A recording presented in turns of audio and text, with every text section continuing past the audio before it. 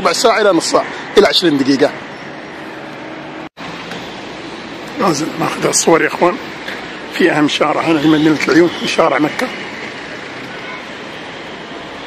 مدينة صغيرة مثل ما قلنا لكم، بس اللي يطلع من أي مدينة مغربية وينزل هنا في العيون أو في المدينة اللي بعدها اللي اسمها الدخلة، بصراحة يلاحظ هناك فرق.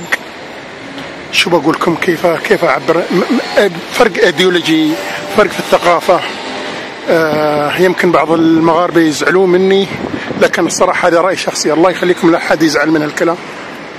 بس بصراحة هناك في فرق، الواحد يتلمس لما يوصل هالمكان.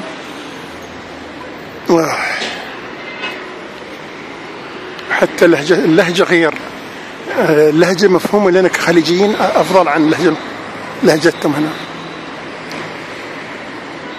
عموما أنا حبيتكم تكونوا معي في الصورة وتشوفون المدينة عن قرب، وإن شاء الله أني كفيت ووفيت تغرير بسيط عن مدينة العيون.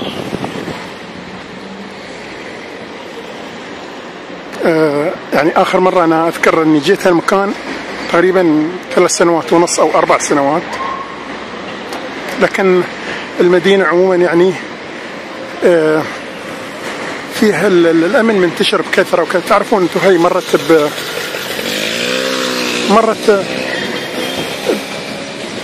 يعني اضطرابات سياسية، الناس اللي فيها عارف أنتم مثل ما أنتم عارفين من زمان يعني يبغون يستغلون عن الحكومة المغربية، والسبب هذا المدينة فيها عناصر كثيرة من الأمان وكذا. الواحد يعني ما ياخذ راحته حتى في التصوير، ما تدرون أنا شو أسوي.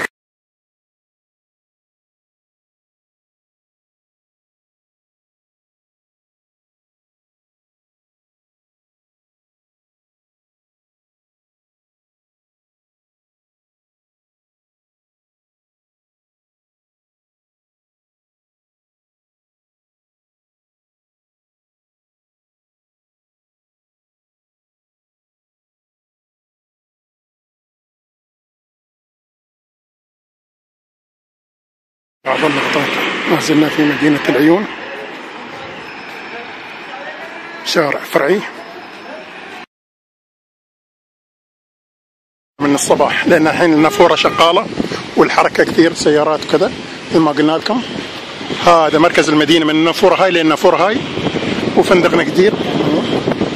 سلامي للصديق البلتوكي الصحراوي نجداف، واسمح لي ما اتصلت لك، ما ابغى اكلف عليك، انا اقدر ادبر عمري. سلامنا لبنت العيون بعد سوسو سرلاك. هذا تقريرنا عن مدينة العيون يا اخوان، والسموح على التقصير، واذا في اي انتقاد صدرنا مفتوح للجميع، للسب، للانتقاد، لكل شيء. ضربكم خضر مول، ضربكم خضر، والسموح على التقصير، واي سؤال انا حاضر، والناس اللي يراسلون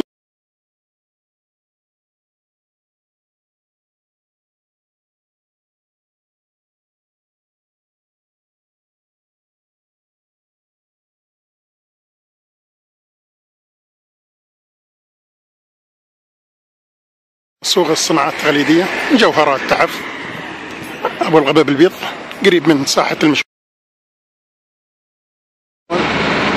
أوتيل على البحر في فم الواد، منطقة فم الواد في مدينة العيون.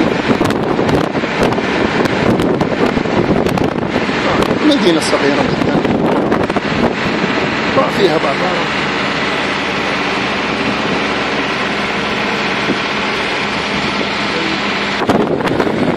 هذا يا اخوان المحيط الأطلسي، هذا المحيط. ان سبحت وصرت يسار بتروح امريكا الجنوبية، واذا سبحت ورحت يمين بتروح امريكا الشمالية. هذا شاطئ البحر في مدينة العيون في منطقة واد فم الواد. ما زلنا يا اخوان في منطقة واد فم الواد على البحر في مدينة العيون.